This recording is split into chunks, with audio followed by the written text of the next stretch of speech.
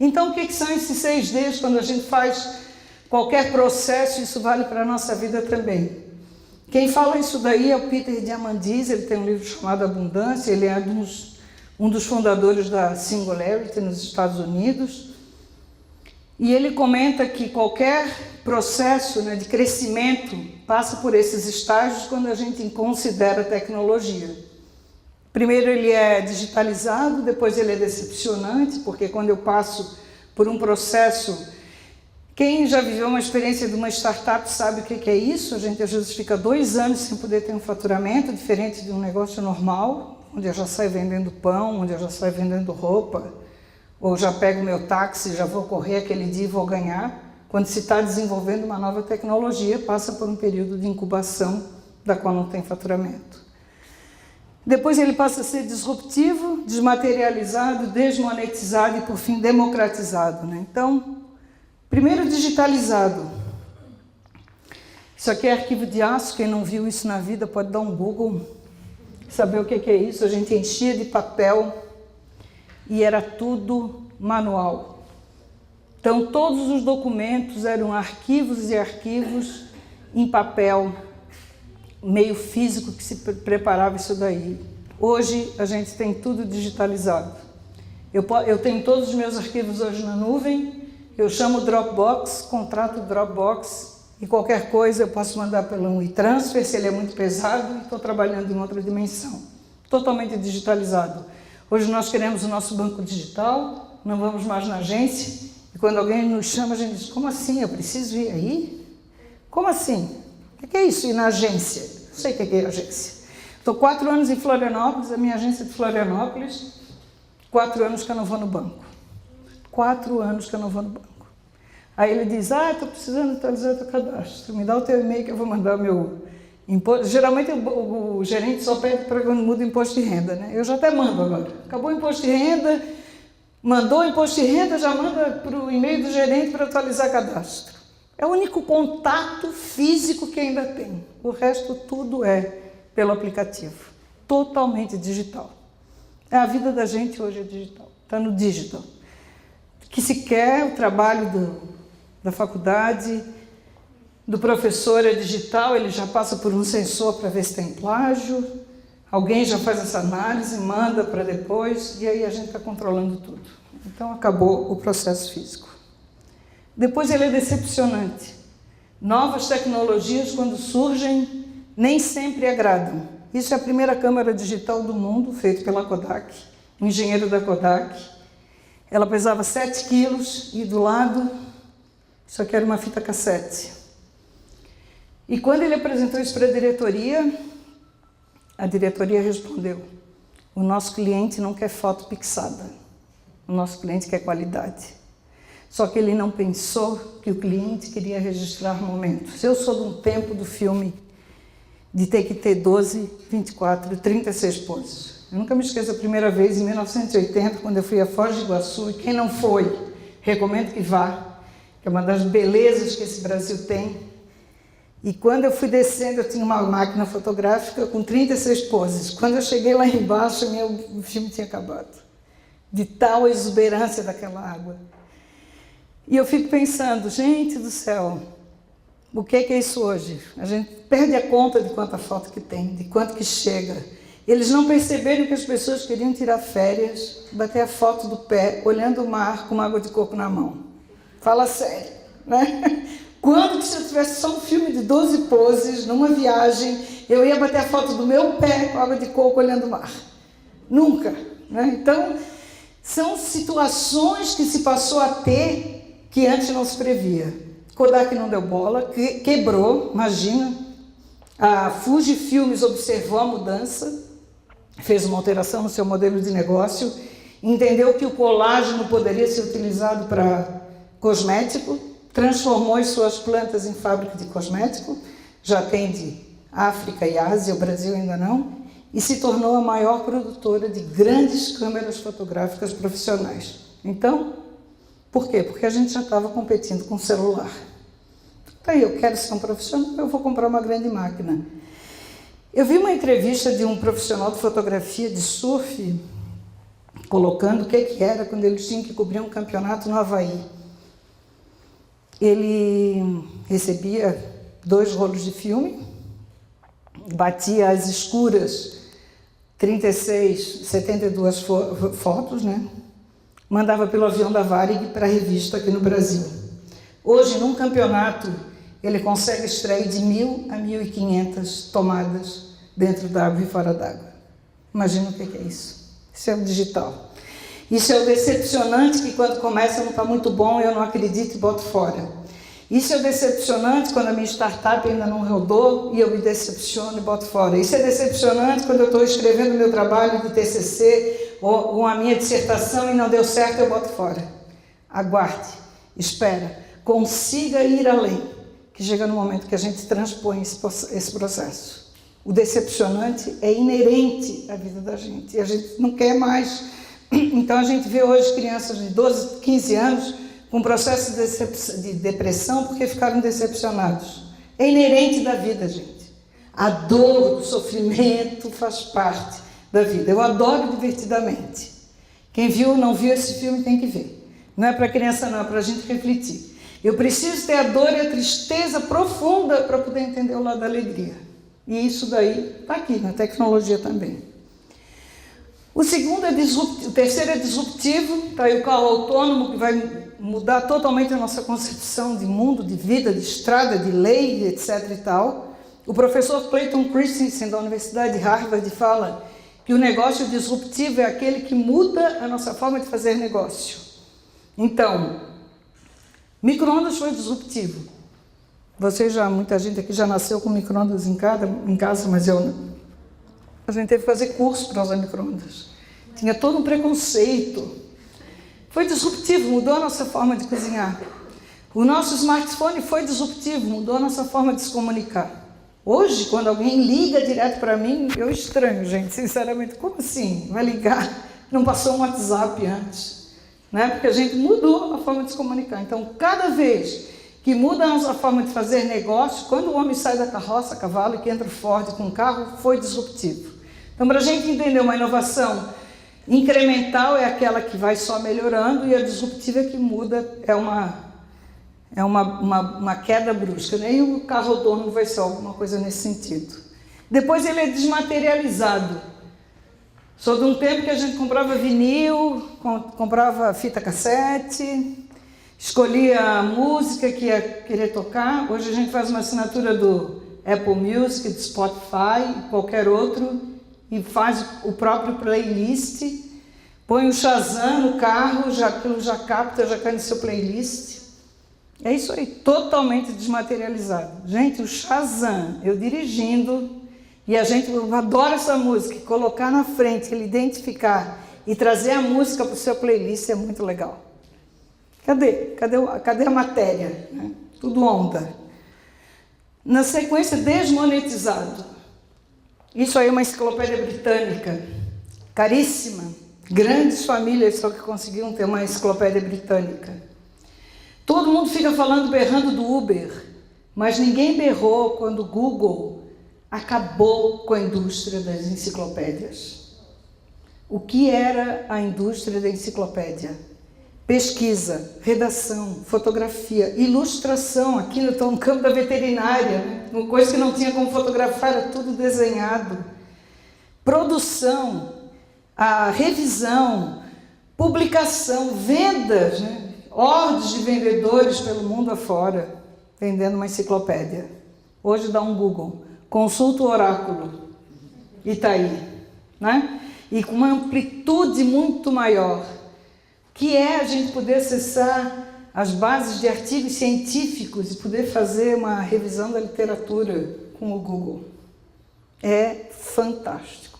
Eu sou apaixonada, assim, né? Porque eu sou de um tempo que para a gente ter informação a gente tinha que ir na biblioteca, pegar o meio físico, pegar o livro, levar para casa, 2, 3, 4 livros. Hoje, compra no Kindle, compra o livro, baixa na Amazon. Eu só tenho uma compulsão na vida, comprar livro. Adoro livro de papel ainda, né? Mas Kindle tem me pegado, assim, porque eu só levo Kindle e vou com a minha biblioteca inteira dentro de um Kindle. Eu posso baixar todos os artigos que eu estou pesquisando, jogar ele para dentro e ler ali dentro, marcar. Então é desmaterialização total, desmonetizado. Se pega, né? Quem tem um VPN da universidade consegue qualquer artigo de graça, sem pagar nada por isso. E por fim ele é democratizado. Botei um telefone preto aí, porque também lembro da minha infância, meu pai era dentista, era o único telefone na nossa rua, quando eu era criança lá em Florianópolis. Todo mundo usava o nosso telefone, gente. Sônia, telefone, era assim, criançada pequena, ia chamar uma quadra para usar o telefone.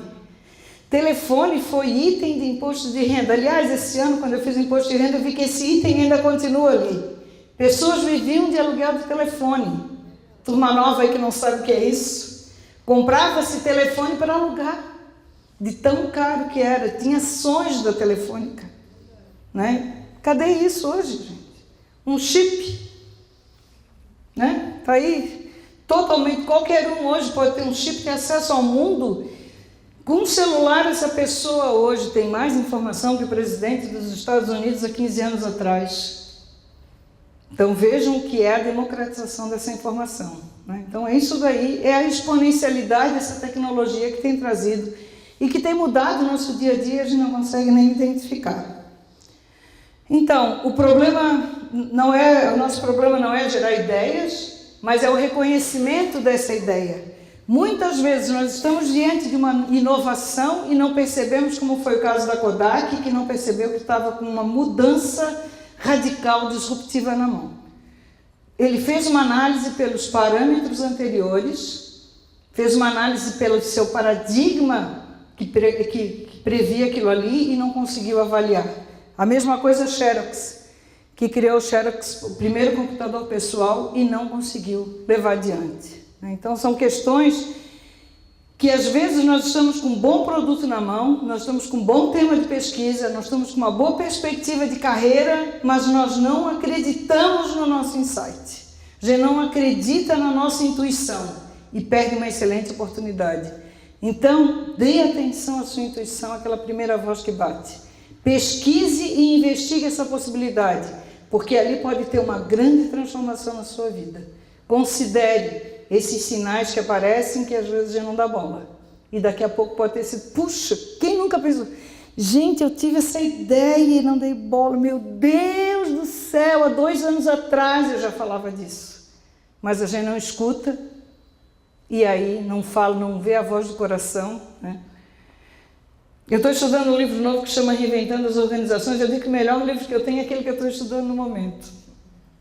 E ele fala que há mais de 200 anos o homem já sabe, já tem pesquisa que nós temos 3 posicionamentos, 3 cérebros, né?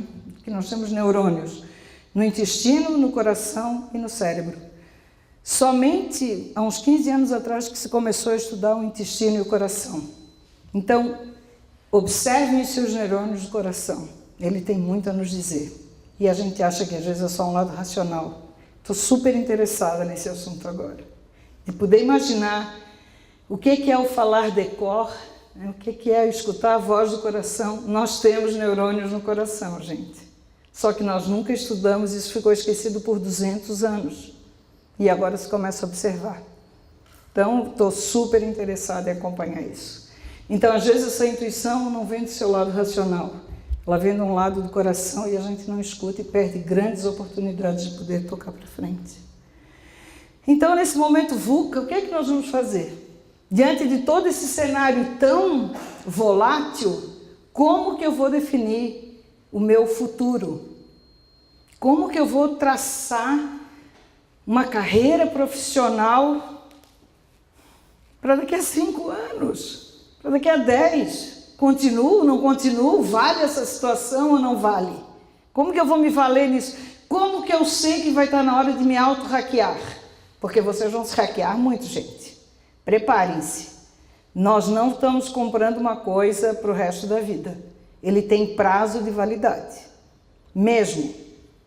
Isso é uma certeza que eu tenho. Porque a gente está estudando hoje tem prazo de validade. E muda muito rápido, né? Então, essa situação demanda pessoas capazes de fazer perguntas e olhar humano.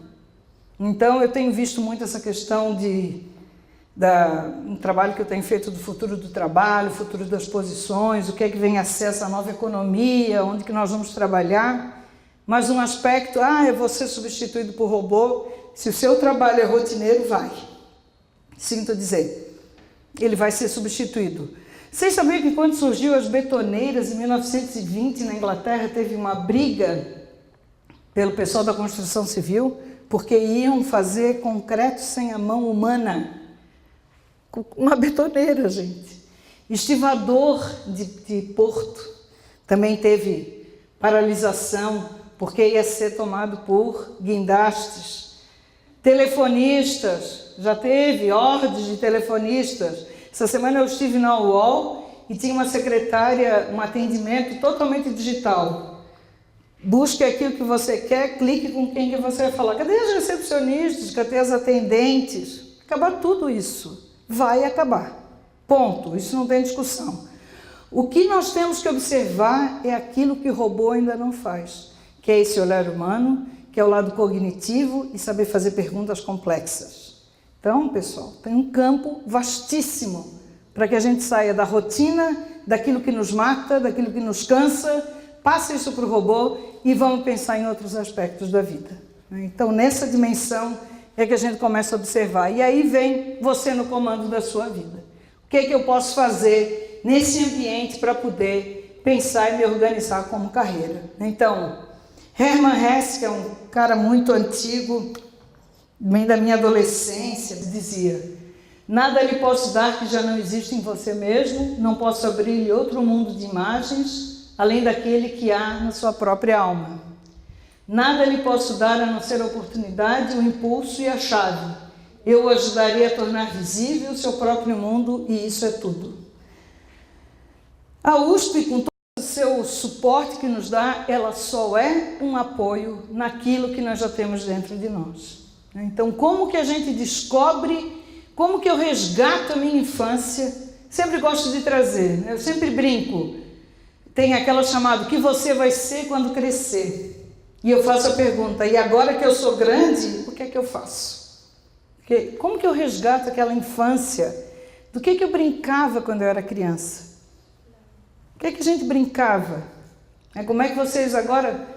Parem um minuto e pensem qual era a brincadeira que vocês tinham, qual era a posição de vocês na brincadeira. Essa infância dos 7 até os 14 anos está muito da nossa essência naquilo que a gente gosta, em essência, de trabalhar. Quando eu me vejo assim, às vezes eu estou trabalhando e digo, nossa, parece que eu estou brincando agora. De tão parecido com aquilo que eu realmente brincava. Então, como que eu resgato esse ponto? Como que eu vou descobrir aquilo que ninguém te dizia, que era impossível, que isso não dá dinheiro, que isso daqui não tem futuro, meu filho, porque é isso que a gente escuta. Para com isso, isso aí não dá dinheiro. A vida é só dar o dinheiro? O que é dar o dinheiro? Isso não tem futuro. O que é o futuro? O que é aquilo diante do seu querer? Meu avô era um exímio desenhista, exímio desenhista com lápis crayon em inglês, porque não tinha no Brasil, ele nasceu em 1900, com miolo de pão, que era a borracha dele, não existia borracha. E ele foi sempre, desenho não é coisa de gente séria, era o que ele escutava na infância. Com 18, ele desenhou enquanto ele teve aula de desenho na escola. Gente, eu tive a honra de herdar os desenhos dele. Foi uma coisa assim, porque um dia eu fiz um livro para homenageá-lo nesse sentido. Eu tive a oportunidade, há 3 anos atrás, de visitar o Museu da Disney, da família Disney, onde tem os primeiros rabiscos do Walt Disney fazendo Mickey, ou fazendo desenho de paisagem, tal qual o meu avô. E eu pensei, nossa, ele desenhava melhor do que o Walt Disney. E eu olhava aqueles desenhos, eu me lembrava do caderno de desenho dele, e eu dizia o que é o campo das possibilidades. Aonde que você se encontra que alguém vai dizer, isso aqui não vai dar futuro, e ele passou num concurso do Banco do Brasil e foi tremendamente bem sucedido, na carreira dele acabou no topo que ele podia naquela época, mas ele nunca mais desenhou. E quando ele tinha 80 anos, eu dei para ele um jogo de aquarela e ele adorava quando surgiu canetinha hidrocor. Lembram da canetinha hidrocor? Hoje a gente vai na Calunga, tem filas de canetinha hidrocor. Ele me chamava de preta, porque eu pegava sol, naquela época não tinha sandal, eu ficava realmente preta. Preta se no meu tempo tivesse isso, porque ele não imagina. Então, isso é um reflexo de tudo que a gente escuta na nossa infância. O tempo todo estão nos dizendo que o desenho não tem futuro, que um homem de bem não pode desenhar, que uma pessoa, um artista não é ninguém na vida, e tiram de nós o sonho e a possibilidade. Tiram o sonho e a possibilidade. Então agora não tem ninguém dizendo que não pode mais. Isso é que é o segredo de quando a gente começa a organizar o futuro da nossa vida. Ninguém mais diz para você que você não pode mais. Tudo está dentro de você. E como é que eu resgato isso daí? E quando eu me lembro, eu estava falando com a Cris, que quando eu resolvi, um dia eu parei para mim, eu tinha saído de um casamento de 22 anos, a minha filha independente totalmente, e eu disse, o que é que eu com 18 anos eu queria ter vindo para São Paulo, gente. Sou doida. Eu estou em casa, digo, o que é? Eu olhando o mar, eu morava em Jurerê, que é uma praia belíssima. Eu cheguei e disse, o que é que te impede de viver o teu sonho? Vim para São Paulo, fui super bem recebida. As consultorias que eu procurei disse, vem amanhã. Eu botei tudo em cima de um caminhão e vim embora. E hoje aqui estou vivendo um sonho. Às vezes eu estou passeando pela Paulista, ninguém acredita quando eu digo isso. Eu estou andando de carro com eu e o Waze, meu amigo, my friend, Waze. Eu digo, gente, como eu gosto disso aqui, sabe? Que desde criança era uma coisa que vinha na minha mente, assim. Então não tem idade para a gente chegar, mudar a chave e dizer, eu vou fazer. Sabe? Porque está no nosso comando, você no comando da sua vida. Você é que está no comando da sua vida. Não deem a ninguém o poder de decidir sobre a sua vida. Ninguém. Porque esse comando é seu. Aí vem, né? O que para você, o que você quer dessa vida? É o que a gente imagina? Que legado você pretende deixar? Como eu quero ser lembrado?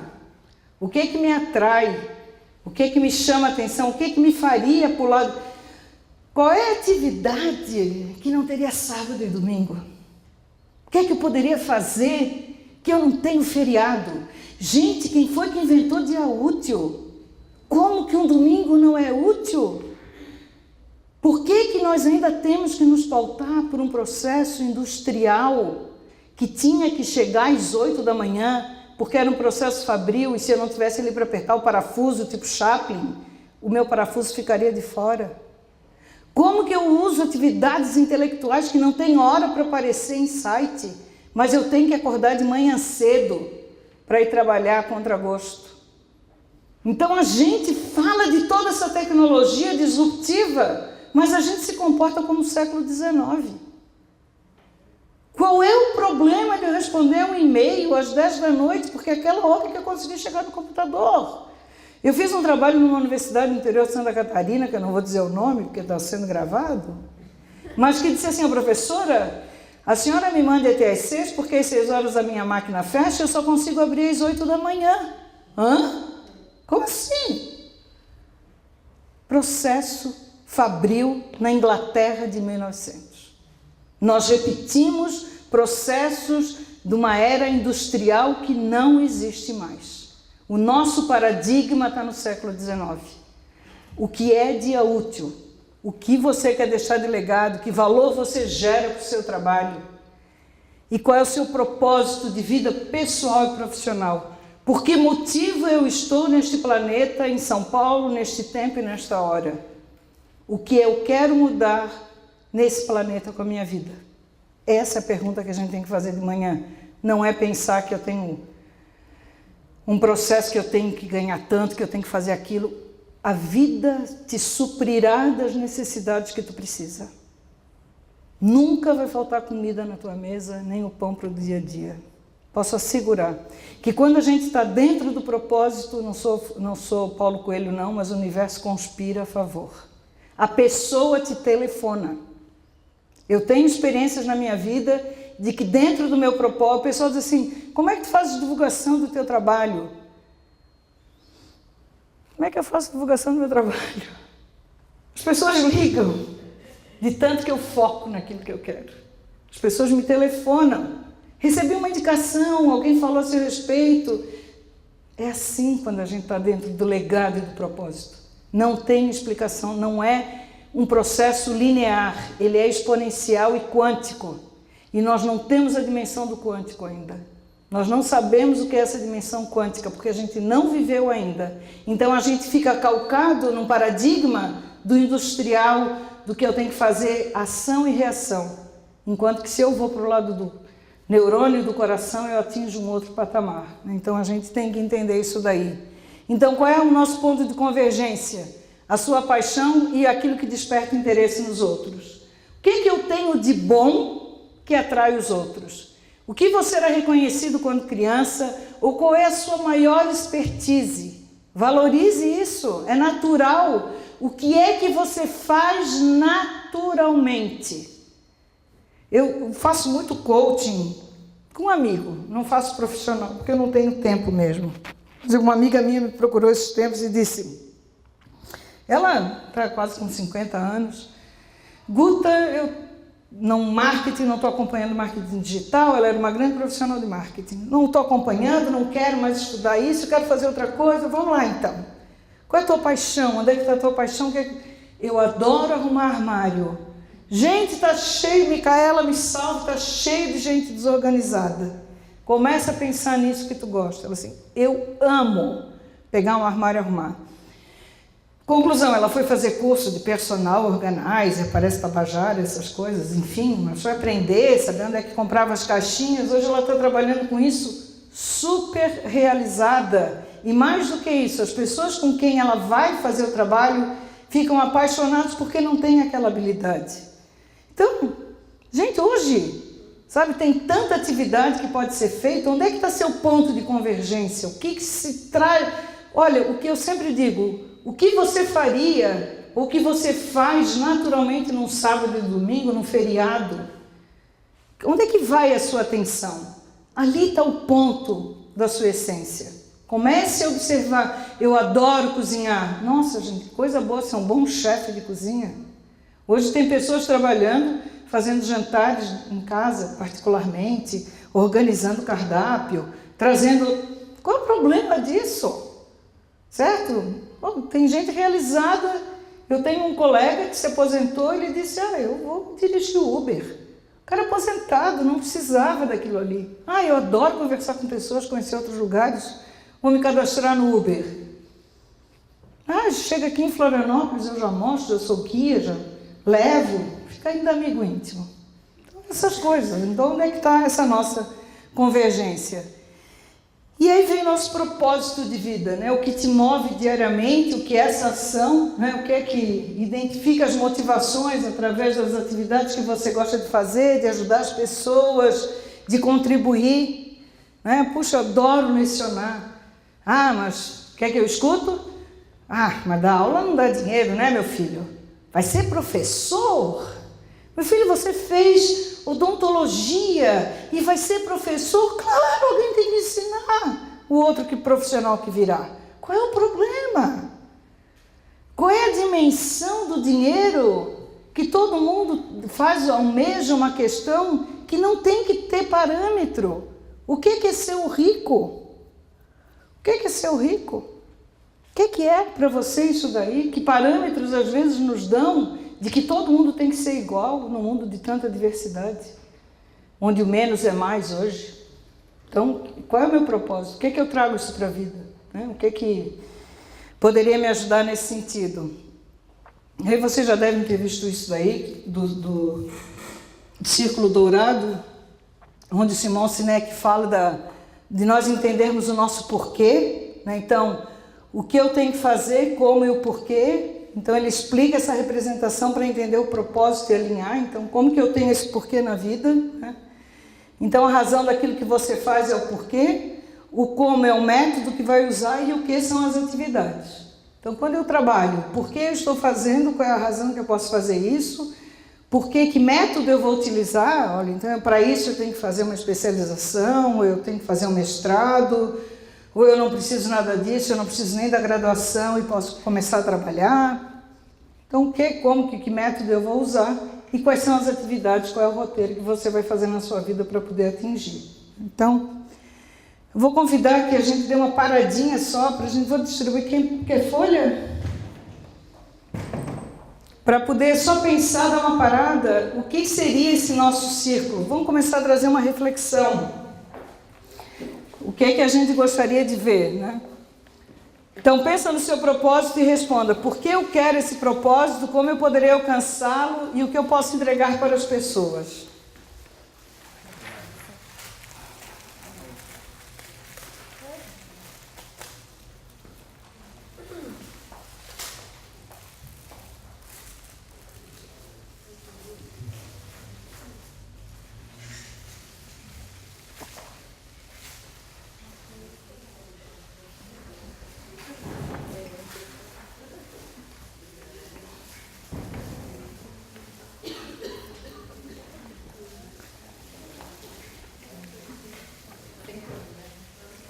Considerando assim numa condição de temperatura e pressão adequada, que não tem ninguém falando que é proibido ou que não vai dar certo, e dentro desse estágio que você se encontra hoje, pense, né, por que eu posso fazer isso, qual é a sua paixão na vida, depois como que eu vou resolver isso e o que eu vou fazer, né? Então, por que, o como e o que eu vou fazer. O que te move diariamente?